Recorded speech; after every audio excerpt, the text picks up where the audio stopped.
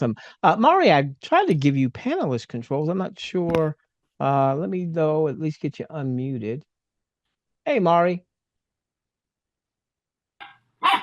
Hi, how's everyone? What is your dog's name? Yes, there's a very excited puppy in the background. Uh, did you not see the panelist controls? I don't have the panelist controls.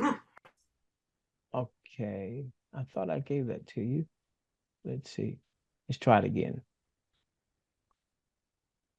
All right, ladies and gentlemen, let's hopefully we can get Mari on this side. I'm going to go on and start taking some introductions. Then we're going to get started because I've got a very, very, very special guest for tonight. He's no longer with us on this side, but I've got some content of his that goes right along with what we share here at Billion Dollar Mind, right along with what we've been sharing these last couple of weeks. Let's do a few introductions here real quickly. There's a few names, unfortunately, I just don't know how to pronounce, and I don't want to mess it up. Um, I hope I don't mess this up. Is it Bukaza? Forgive me if I messed up your name there. Hey, Chet, you doing well today? Chris, you were the first person on tonight's Zoom. Welcome, my friend. Hey, Francis. Oh, wow. Good to see you, Francis, Charles, and Gary. Heather, welcome to the Zoom. Um, um, Ian, welcome to the Zoom, and Jan, welcome to the Zoom. James, we've got a few Jameses. Jim Burrow, hey buddy, and Gene and Jeffrey, always good to see you. Joseph, appreciate that post there in the Q&A, Joseph. Lindsay, my brother from down under, and LK from the great state of Washington, and Roger and Rosemary. Listen, we won't be able to get to everyone in um, doing the individual introductions because of time, but want to welcome each and every one of you on to tonight's Zoom. Now, for those of you that may not be aware, if you're a guest with us, Sunday night is a faith-based night. Okay, this is where we're going to talk about the four pillars of faith. We oftentimes will even go to a scripture or two. This is not a church. All right. We're not here to talk about doctrine. What we are here to do is to really explore universal laws, eternal truths, and how we can apply them to our lives. All right. So, real quickly, the four pillars of faith. Gratitude, number one, is gratitude, great attitude. And look at some of those other synonyms there, gratefulness, full of greatness, honor and giving and recognition, thankfulness, full of thanksgiving. What we're going to be talking about, we've been talking about this for the last few weeks, is vision. Number two is vision. We really, ladies and gentlemen, if we don't have our vision written down, we're really just going to be tossed to and fro by the winds of life, by circumstances. Our sitting down, taking the time to write out our vision is a way that we can begin to architect our lives. That's why we've got the blueprints here, because we want to begin to architect our lives as opposed to life dictating to us. I won't speak for anyone other than me, but I'm full of it as it relates to life dictating to me, circumstances dictating to me, and simply reacting to what circumstances were. No, no, no, no, no, no. I'm so grateful for what John's been teaching us. And I'm going to give you a personal testimony, and then we're going to get into new content on this evening, or deeper content on this evening around vision. You're going to hear this again tonight. You've heard John say this from the first time he started talking about Billion Dollar Mind. It's one thing to have our vision and even to write it down. That's important. All right. Write the vision, make it plain. But then to actually sit and take time on a daily basis to feel, John calls it heart, to really feel what it will feel like when our vision is accomplished, when our targets, our goals are accomplished. And, I really hadn't heard it the way that John shares it. And it's interesting that now that I've heard it the way that John shares it, and I've begun doing it the way that John shares it, now I'm starting to see it quite a bit more. And you'll hear that even tonight. Other folks that were saying this, but I just wasn't aware. Okay. And again, I'm going to share a very powerful testimony that has happened just in the last couple of weeks. And then number four, affirmation. So number one is gratitude, great attitude. Number two is vision, right? The vision, make it plain. That's what we've been working on these last couple of weeks. We want to really dig into that part. Number three is heart. We want to get that vision from up here in our minds down in our heart. We want to feel it. What is it going to feel like? And then number four, affirmations. This is now when we proclaim it with our mouth. Death and life are in the power of the tongue, the proverb says. Death and life. So we can speak death to those things that we want to die. I don't want this in my life. And we can speak life to those things that we want to be alive and vibrant. Okay. All right. So now, everything that we share on Sunday night is designed for us to begin to transform, to go from the caterpillar to the butterfly and ultimately to that soaring bald eagle. The bald eagle has the adult bald eagle has no natural predators, and we want to be able to soar. I saw a situation this weekend, and um, it could have been a very ugly situation, and yet I saw one of my mentors, deal with it with such calm, with such relax, with such, in my world, nothing ever goes.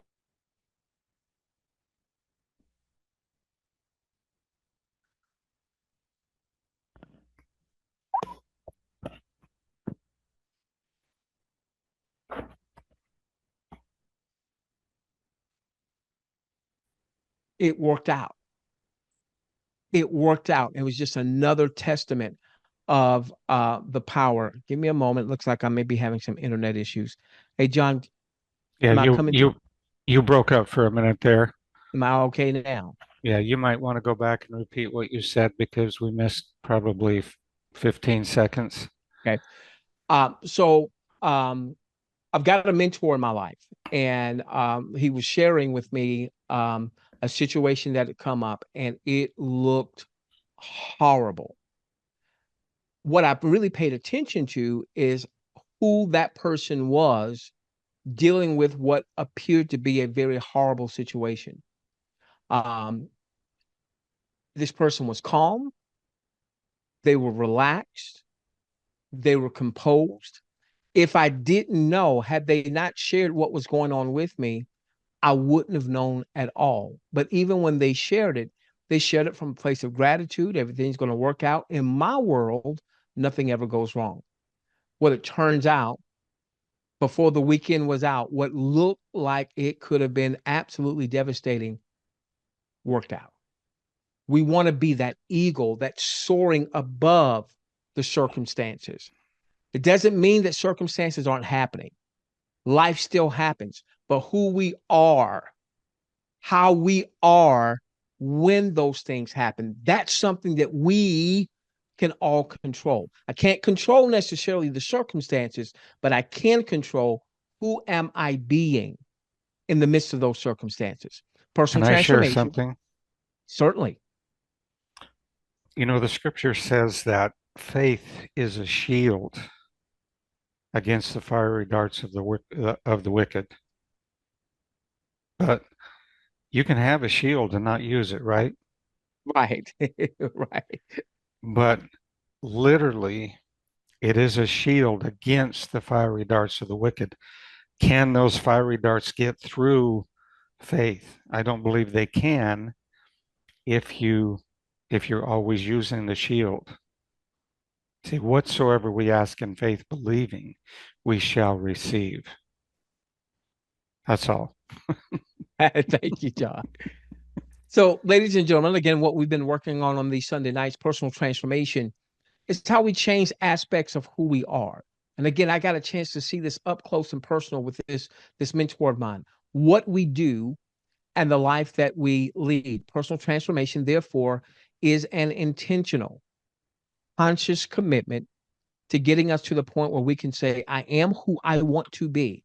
Even when circumstances happen, all right, when negative stuff comes up, I am who I want to be. I'm not allowing the circumstances to modify who I want to be, who I am. I am doing what I want to be doing, and I'm living the life I want to be living. Okay, so we've been talking about vision these last a few weeks. All right, and what I just did there was a little more review for our newer folks, and this has been recorded, by the way. Okay, we did an exercise a few weeks ago. What we did is we got out a notebook. I still have my notebook. You could do a padded pen. We drew a line down the middle. On the left-hand side, we listed the areas of life that are really doing well. They're firing on all cylinders. It could be the relationships, it could be your finances, it could be your health, your fit, your trim, great. Okay. On the right hand side, we listed the areas they're either not working at all or they're not working the way that we would like to see them work.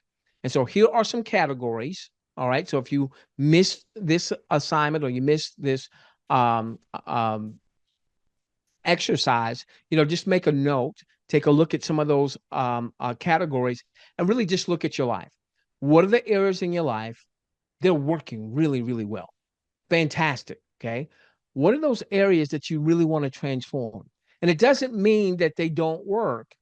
It just means they're not working as well as you would like. So here's my testimony here. And then we're going to introduce you to a very special guest from a mentor from afar. Okay. So when we did this, I think it was either 2 weeks ago or maybe 3 weeks ago. I listed an area of transformation was my relationship to my children.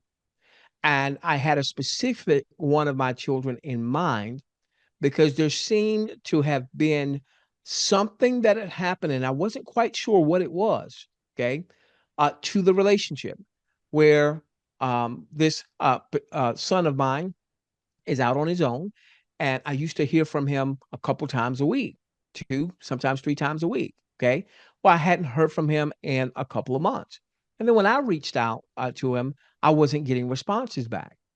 Okay. Well, clearly there was some type of disconnect. Clearly something wasn't firing on all cylinders. And I didn't fully know what it was. Okay. But I put that on my right hand side. The other thing that we did, and I will make sure that you have this, I'll post it in the Q&A so you have access to this on that Zoom. Again, it was either 2 or 3 weeks ago. As we started listing things on the right-hand side, and we said, okay, let's choose one item right now that you really want to focus on, that you really want to transform, and get that in in your mindset. And so I was thinking about my relationship to all of my children. Okay. I want to be a better father to all of my children, even though 2 of them are out on their own. Okay. We then did a guided meditation. For those of you who are new, the gentleman that you heard just a few moments ago, that's John. John is the developer of this amazing platform. Okay. So John did this phenomenal guided meditation.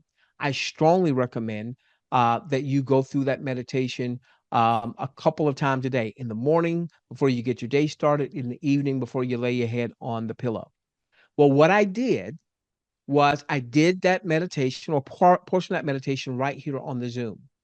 And as I was in my meditation following John's guidance there, I was feeling what it would feel like with all of my children in one place and all of us just having fun and enjoying each other, and having that amazing relationship with all of my children. Now, mind you, what my concern was, or the reason I had on the right hand side, is one of my sons, there had been some type of disconnect. An hour and a half after we got off the Zoom, that son texted me, said, Pop, I want to talk to you. Can we connect? He calls me Pop. Can we connect tomorrow? So we did the Zoom. I experienced the feeling of being uh, uh, restored, our relationships being restored with my children, and a phenomenal relationship. An hour and a half later, I get a text from him. The next day, we had a conversation. It was not an easy conversation. He shared some things with me that I was not aware of, some things that I didn't know was on his mind. Well, since that time, we've been talking several times. Last week, we had a 1 hour conversation on a Tuesday. And then on Wednesday, we had an hour and a half conversation. And John, unmute yourself, please, John. John, got to talk. Oh, Okay, John, I'm here. guess who is guess who is downstairs right now? My Your oldest son. My oldest son. My oldest son drove an hour and a half to hang out with his sister and his pop. It was 2 weeks ago, ladies and gentlemen. But what have I been doing?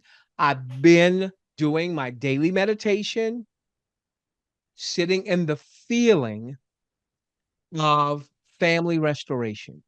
What will that feel like? That, ladies and gentlemen, is transformation. That's transformative. So, what we're going to do, let's see what my time is. Bear with me. Okay, so I'm going to go. This is what we started talking about a few weeks ago. Okay, starting to develop our vision statement. Number 2 is vision, and the 4 pillars of faith. Number 2 is vision. Starting to develop our vision statement, but starting off with I am. That does a couple of things. Number 1, God revealed himself to Moses. Many of us know the story of the burning bush.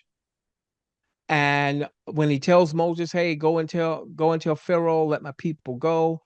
And Moses was brought up in Pharaoh's household. They worshiped a lot of different gods. So the children of Israel were exposed to a lot of different gods. And so Moses said, well, who should I tell them sent me? And God's response was, tell them I am that I am. So when we say I am, we are actually invoking the name and the presence of the Almighty. The other thing that happens when we say I am, we're speaking in present tense. And as you'll hear our very special guest talking about, that our body, our subconscious doesn't know the difference between what is really happening versus what we are envisioning through feeling. So we're not talking about some theoretical future down the road somewhere. We are putting in our imagination and then feeling the I am. We're calling on the name of God, invoking his presence into our situation. And at the same time, we're calling those things that be not as though they already are. So give us a moment. Can I Yes. interject? Yes. Have you ever thought about what it really means when God says, I am that I am?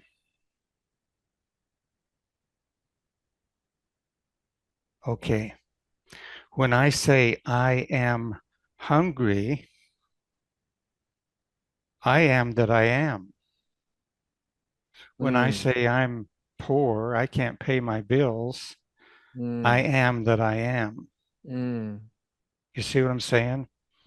What he is saying is, when you say I am, you become what you say.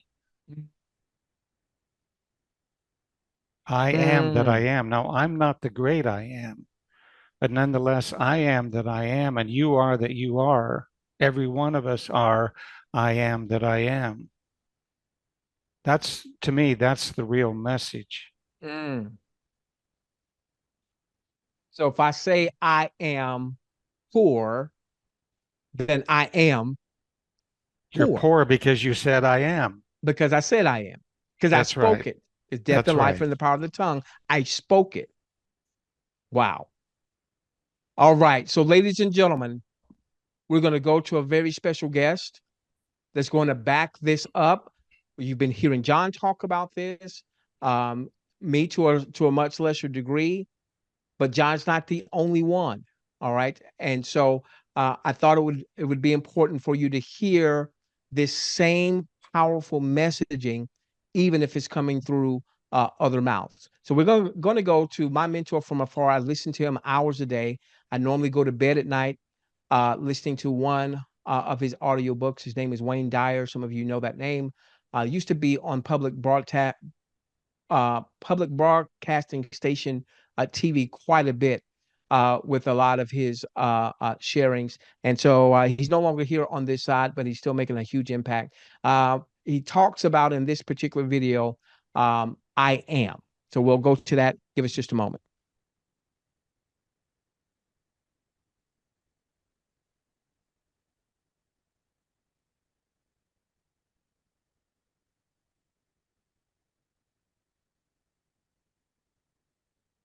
I quote from the I Am discourses. The first expression of every individual everywhere in the universe, either in spoken word, silent thought, or feeling, is I am, recognizing its own conquering divinity.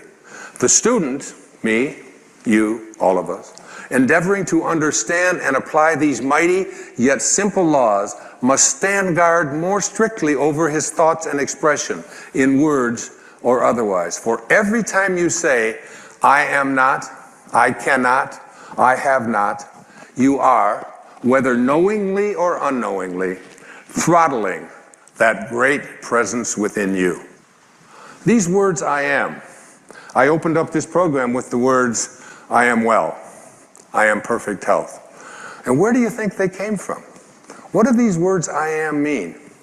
In Exodus chapter 3, and says, Moses, Moses. And the first words that Moses says to God are, here I am. Then he said, do not draw near here, this place. Take off your sandals and for your feet, for this place where you stand is holy ground. And God speaks to Moses and says, I want you to go to the Pharaoh and I want you to free your people. And Moses is going, wait, hold on here. Who am I? And who are you? Moses says to God, who am I that I should go to the Pharaoh and that I should bring the children of Israel out of Egypt? So he said, I will certainly be with you, and this shall be a sign to you that I have sent you. When you have brought the people out of Egypt, you shall serve God on this mountain. Then Moses says to God, indeed, when I come to the children of Israel, and I say to them, the God of your fathers has sent me to you, and they say to me, what is his name? What shall I say to them? And God says to Moses, I am that I am. And he said, thus you shall say to the children of Israel, I am has sent me to you. This is my name forever, and this is my memorial to all generations. My name is I am that I am. Now, every single time that you use the words, I am, you are citing the name of God, right from the holiest books.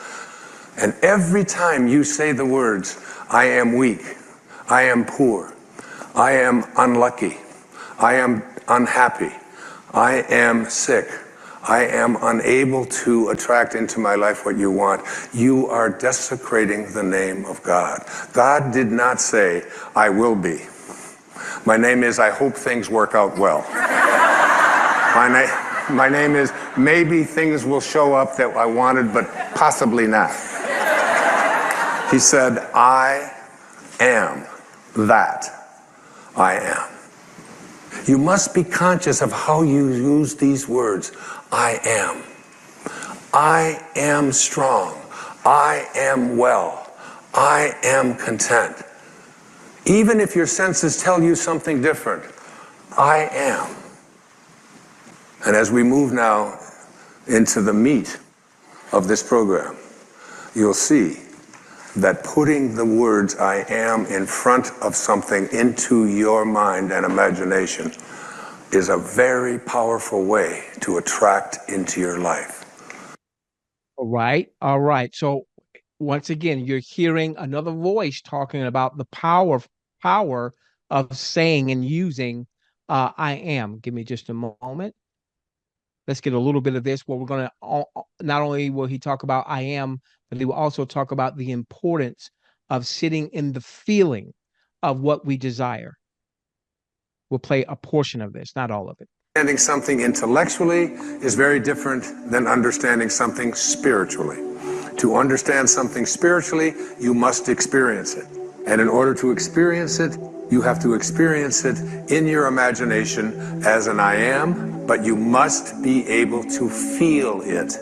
Our feelings are the things that take place in our body.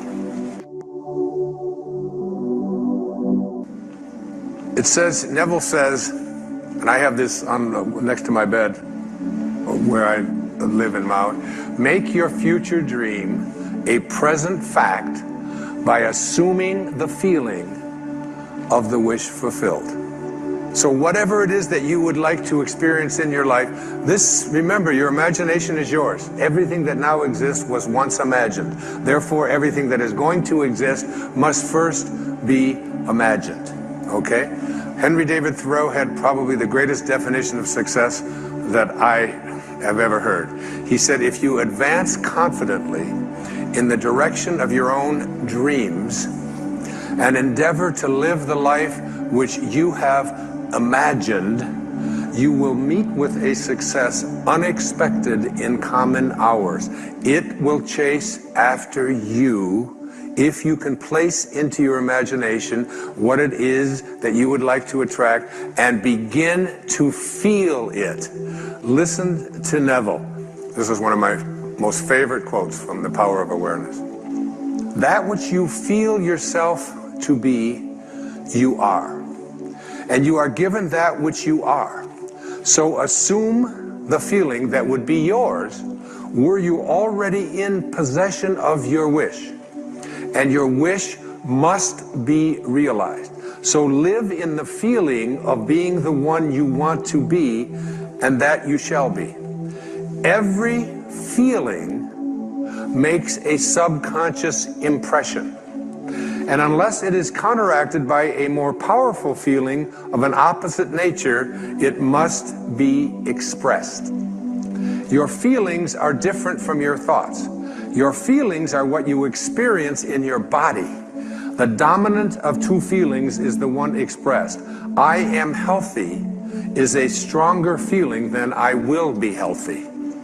I am healthy says I feel healthy, and I feel healthy. I feel great. I don't determine if I am well on the basis of what it says on a piece of paper or on the basis of what somebody else out there tells me. I live my life feeling within my body that I am strong, I am capable, I am able. And that is not just something that I say. It's not just an affirmation. An affirmation is an intellectual exercise. This is a spiritual knowing within that I am well. I am content. I am prosperous. But the words that Neville used there are the subconscious.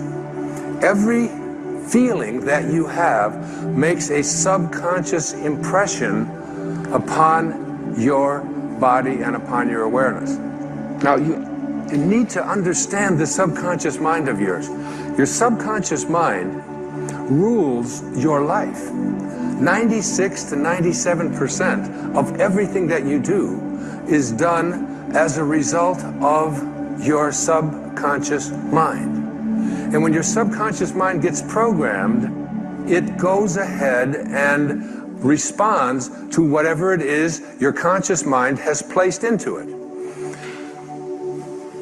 I was 18 years old. I was in the United States Navy for 4 years. And they sent me to a school in Bainbridge, Maryland to become a radioman and a cryptographer.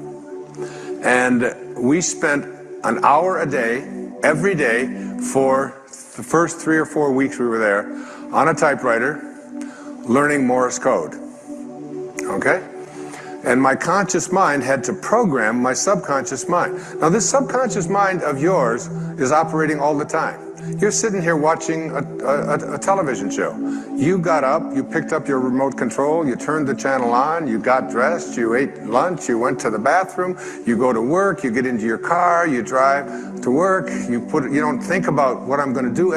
Everything that is going on in your life, everybody in here in this room, you got here through your subconscious mind. You didn't have to think about every single thing that you were doing, but there was a time when you did in order to learn that. This habitual subconscious mind of yours rules your life. So I'm 18 years old, I'm taking Morse code. Here's the alphabet, a little bit of it anyway. Da da da da da da da da da da da da da da da da da da. That's A through P. Check it out. That's 53 years ago. And my subconscious mind is still keeping track of the da da da da da da da da da. You're doing the same thing, only you don't use Morse code, but you've programmed your subconscious mind with da-da-da-da-da-da, I can't do that, da-da-da-da-da-da, I'm not very attractive, da-da-da-da-da-da, I'm overweight, da-da-da-da-da-da-da, I can't make things happen, and it's da-da-da-da-da-da-da, it's still there, 53 years later, and you go through your life with this subconscious programming, with an awareness that you are not in charge. You're not able to extend or transcend this way of thinking. This subconscious mind of yours is most impacted by your feelings. A change of feeling is a change of destiny. A change of feeling is a change of destiny. Write it down. Stick it on the wall next to your bed. If you came into where I sleep, you would see that. I look at that all the time. I want to practice putting into my subconscious mind the assumption of the feeling of what it is that I would like to attract into my life as if it already existed, and to feel it, not just to think it, but to feel it. Neville's law of assumption says this: if this assumption about what you would like to become is persisted in until it becomes your dominant feeling, the attainment of your ideal is absolutely inevitable. You must first assume the feeling of a wish fulfilled in all aspects of your life. So you have to say to yourself, what does it feel like to be prosperous? What does it feel like to be content? What does it feel like to be well? And I had to remind myself of that when All right, ladies and gentlemen, again, we've been hearing this from John, and I can tell you that what is starting to happen family-wise is direct connected to me putting that in my vision statement, reading my vision statement, but also sitting in the feeling during my time of meditation. I'm going to end with this. I want to just show you a little bit. Give me a moment. I'm going to show just a little bit of my I am statement.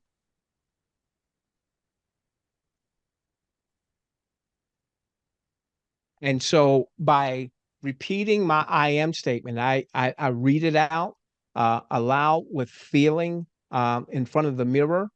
I'll do my meditation first. All right. I like to start my morning. I get up. I like to do my meditation right away before I start getting moving. After I do my meditation, I like to take a long hot shower where I'm again really still meditating on what my meditation was. And then when I get out of the shower, I pick up my vision statement, which is right there in my bathroom, and I read it. So I'm going to give you just a little bit of it so that you'll have maybe a little guide for you establishing your own I am statement. And we'll finish with this. Now, while I'm going to get to the business part and, where I want to be financially and what have you, the focus of my vision statement is who I want to be, the type of person that I want to be. If I am better, if I get a little better every single day, then I'm going to attract the positive things that I want. And I'm saying it in my statement. I am created in the image of the Most High God. I am, notice the I ams. I am part of God. I am one with God. I am dominion over, rulership over, reigning over, mastery over, authority over my thoughts. As a man thinks in his heart, so is he. My feelings and actions. I am living from a place of I amness, Godness, wholeness, completeness, entireness. All is well, nothing is wrong. All is right, nothing is wrong. All is well, no thing is wrong. All is right, no thing is wrong. In my world, nothing ever goes wrong. In my world, everything always goes right. So a couple of weeks ago, there were some ugly circumstances that happened in my family. And if I had not been going to my vision statement, I may have gone down a whole mental rabbit hole. Sit in my feelings of what it will be like to have the family that I desire. What does that feel like? And then I come back with my vision statement to speak. I am to speak in the now and to focus on that and not what I see with my visual eyes, because very often that's an illusion. I am free. I am happy. I am peaceful. I am whole. I am complete. I am entire. I am divine health. I am divine wealth. I am unconditional love. I am unconditional joy. I am unconditional peace. I am unconditional patience. I am unconditional kindness. I am unconditional goodness. I am unconditional godness. I am unconditional faithfulness. I am unconditional gentleness. I am unconditional self-control. I am a transformational listener that leaves every person with whom I converse experiencing being seen, heard, validated, valued, and gotten. I'm an amazing father and future grandfather. I am present as a father and grandfather. I am a source of unconditional love, unconditional acceptance, unconditional support for my children, potential bonus children. I am now single, looking to find love again, as my wife passed away a few years ago. And I assume that she will have children of her own. And actually, John, I have met an amazing woman, an absolutely amazing woman. And she does have two children. And this weekend, my daughter met her, and she met my daughter, and I met her two daughters. And we had an amazing time this weekend. But Awesome. I've been speaking it. I've been speaking it. I've been speaking it, ladies and gentlemen. I'm a leader with $1 billion mind. I am building a $1.25 billion plus donation business over the next 3 to 5 years or less. Now, why did I come up with that number? Because I know that 80% is paid out. So I want to be partially responsible for $1 billion getting into the hands of everyday people. Starting now, I am developing a team that generates a minimum of 1.25 million a month in donations. Why that figure? Because I know 80% gets paid out, and that would put $1 million a month into the hands of everyday people. All right. So I just wanted to give you a sense of developing. You do your own I am statement, but let's get really serious. What we don't want, and I'm closing out, we don't want these Zooms, whether they're on Tuesday or Thursday or Sunday, just to be theoretical. We don't want it to just be a lecture. All right. We want you to really start to take these things and apply them. And I'm sharing with you that I'm beginning to apply them. I've been applying them. And in very short order, we are seeing amazing, amazing, amazing results. John, since you're Can- here, I'm going to give can- it to you for you to share any words and close us out, and then we'll have an optional Q&A. Can you go back on your list up to where you said nothing is wrong?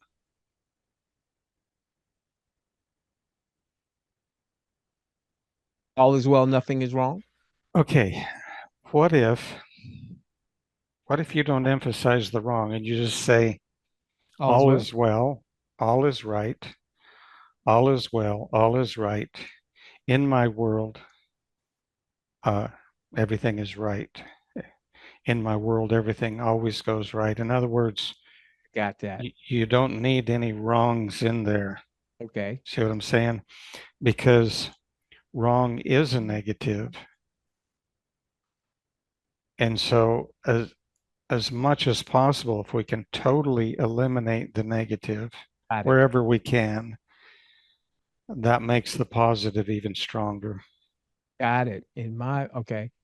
Complete and tie. All is well. All is right. In my world, all is right. Yeah. In my world, everything goes right. Yeah. Okay. There we go.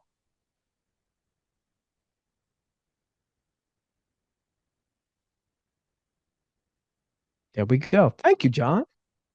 You still have a wrong in there, though. You Do I still have a have a wrong? wrong. You need to, yeah, right. Where's my wrong? Next to Oh, the right here, last right here. I line. got Yeah, you. Okay. yeah. Okay. Okay. All is right.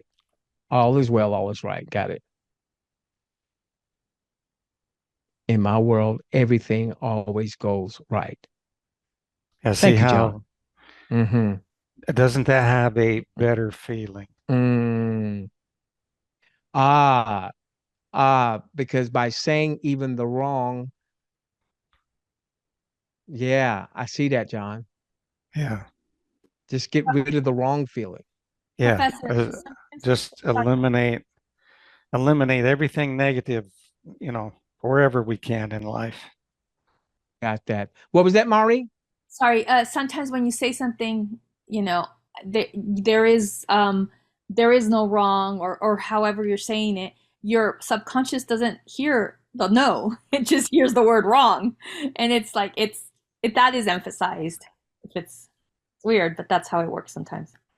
Thank you, Mari. Thank you, thank you, thank you. Hey, John, I tell you what, since you're here, that was very powerful. I'm going to kick it over to you for you to close things out. Mari, did you join me on the panelist side? You did. Okay. Mari, can you before John closes out, are there any questions that you see over there on the panelist side that we need to address? Well, thank And you, by the way, Professor. And what an awesome lesson, if you will, seminar. Um, wow, I don't know if I can add any words to that, but I'm reminded of a story which I need to go revisit so I can tell it better. But there was a lady who, she was a very prominent person. I believe she was a lawyer, and she got in an accident where she was paralyzed, and she was literally dying, and they had given her just a couple of weeks to live. So her husband sold their home, bought a motor home, and he was taking her on a road trip so she could, the last 2 weeks of her life, she could, see the beauties of the world and the area where they lived. And happened to be her birthday during this trip. And so they stop in this town, and the husband finds somebody to give her a massage. And I forget what nationality this lady was to give the massage. She was from some foreign country. But she told this woman, says, "You don't have to die." And the lady was taken back. She says, "What do you mean?" She said, "All you have to do is get rid of all negativity in your life and you will live." And she took it to heart. She went in and she canceled all of her social media. She stopped reading the newspaper, and she just focused 100% on the positive. Well, long story short, not only did she live, but she got out of her wheelchair uh, and devoted her life to teaching, doing seminars and teaching other people to get negativity out of their lives. Wow. Wow. Wow. So, yes, we do control our circumstances. And, eh, it's so important that we come together, call it a mastermind group, call it whatever, um, because we need to be continually reminded, we need to be lifted up, we need to share experiences back and forth because, faith comes by hearing the word. And really, that's kind of what led me down this path, I think, is I heard many faith promoting stories, as I was younger. In fact, I had some personal experiences. I had a lump on my side that was about the size of an egg, a tumor. And of course, back in those days, you didn't want to talk about cancer. That was even was more scary then than it is now. Um, but my my father asked me if I believed that the Lord could heal me, and I said yes. And um, he, asked if some people could come in and pray for me, and of course I was, I was willing for that. He asked me who I wanted, and I chose a couple people from our church that I felt were very spiritual, and they came in and prayed for me. And I don't know how long, but that lump was a very short time. That lump was totally gone. Mm. My grandmother broke both of her legs, and it was a clean break on both legs.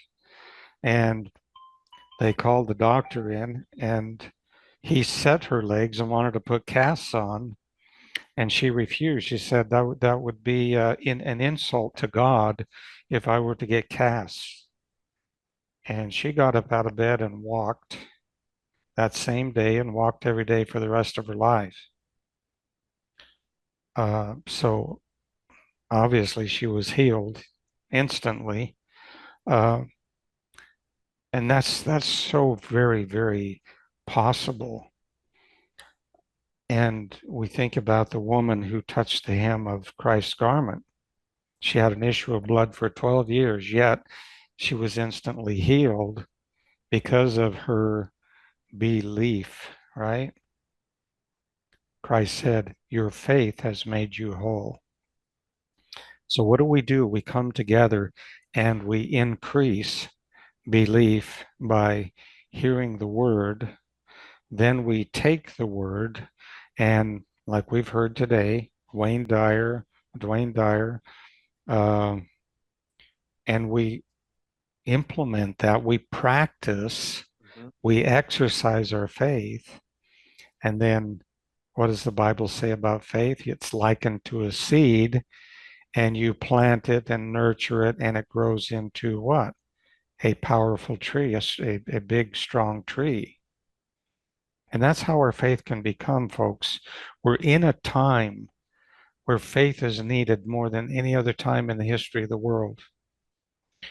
We are living at a time where we're being bombarded by toxins being sprayed in the air and dumped in our rivers and put on our land and our crops and our food supply, and all of the chemicals that we use, the synthetic fabrics that are on our floors and our couches and our window coverings, and the soaps and detergents that we use to wash our clothes, and all of that, extremely, extremely toxic and poisonous. And we're absorbing these toxins at a rate that our bodies can no longer eliminate them. So yes, we need to become health conscious. We need to do as much as we can to live a healthy life, but that's not enough anymore. We can't survive with just, becoming wise, becoming intelligent. We have to begin exercising faith, because faith can eliminate these toxins. Fasting and faith. Some things only come out by fasting. So if we combine fasting and faith, yes, we can get rid of the toxins that are making us sick. Um, we can go into more of that later, but literally the toxins are made up of photons of light. And with the power of faith, those toxins can literally go back, or the photons that make up those toxins can go back into random orbit, and they simply no longer exist. I mean, there's no residue. It's as if they never existed. And the same thing can happen. These photons of light can fix our DNA, can fix the telomeres in our cells, can repair broken bones and broken and worn out body parts. Okay. And literally, we can receive nutrition that is created from nothing but photons of light. It is possible to live on nothing but light. That's within our grasp as our faith grows stronger. I'm not suggesting we do that. That's an individual choice. I know of people that are living on light. I've done it myself. I went for 53 days without eating. I lost 40 pounds. But gradually, it took time for my body to adjust and to begin to create nutrition. But I gained back 20 pounds before I started eating again. See, and if we look at the law of physics, that doesn't work. It doesn't make sense. How do you gain 20 pounds without eating physical food? But yes, it is in fact real. I've lived it. I've experienced it. Sometimes I would like to go back to that, but truthfully, it's extremely boring not being able to eat when your friends and family and everybody around you is eating. But we have so much to learn and so much to gain. We can have everything in life that we want. And I like the way Zig Ziglar said it. You can have everything in life that you want if you just help enough other people get what they want. Mhm. How Mhm. many people out there need what we have? How many Mhm. people out there need this information? Mhm. I mean, what we have literally can transform the world, but we've got to share it with other people. Yeah, we're not a church, we're not a religion, we're not, none of that stuff. Uh, all we're doing is teaching people how to live. How to live. No hellfire and damnation. No. Just apply some principles, folks, and your life will be transformed. Back to you. Thank goodness, no hellfire or damnation. Thank goodness. Ladies and gentlemen, in your Q&A, I've posted a few links. The first link is the guided meditation that I spoke about. You can utilize that um, daily, multiple times a day. John walks you through that guided meditation. Also, for those of you that are visiting with us, we've got a phenomenal, we know a lot of people, perhaps even most, when they look at areas that they want to transform, financial transformation is an area. They want to generate more revenue, whether it's, a few extra hundreds of dollars a month, perhaps even a few extra thousands of dollars. Some, like yours truly, looking for generational wealth. And we've got a phenomenal model. You don't have to wait till our next Zoom. We've got a Zoom coming up on Tuesday night where we'll introduce you to that model. But you don't have to wait. So you've got two links in the questions box that walk you through the compensation model in two different modules. And then also our Telegram channel so that you can stay on top of all of our announcements, all of our goings on. We are here 3 times a week. Sunday night, a sharing like what we shared tonight, to really put into practice these 4 pillars of faith. Tuesday night, we do a abbreviated sharing on the 4 principles or the 4 pillars. as well as abbreviated sharing on the financial model, the generational wealth model. And then on Thursday nights, we do a full scale sharing on the financial model.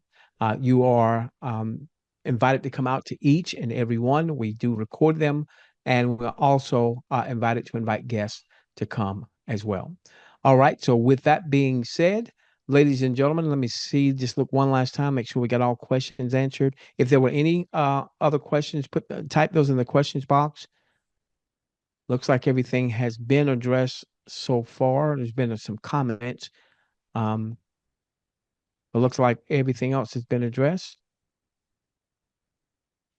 All right. With that being said, I want to thank John for coming on tonight. Thank all of you for availing yourselves and coming on. Mari, always appreciate you being on the panelist side with us. We love each and every one of you. Let's transform this world together, starting with yours. Good night, everyone. Have a phenomenal week. Good night. Good night.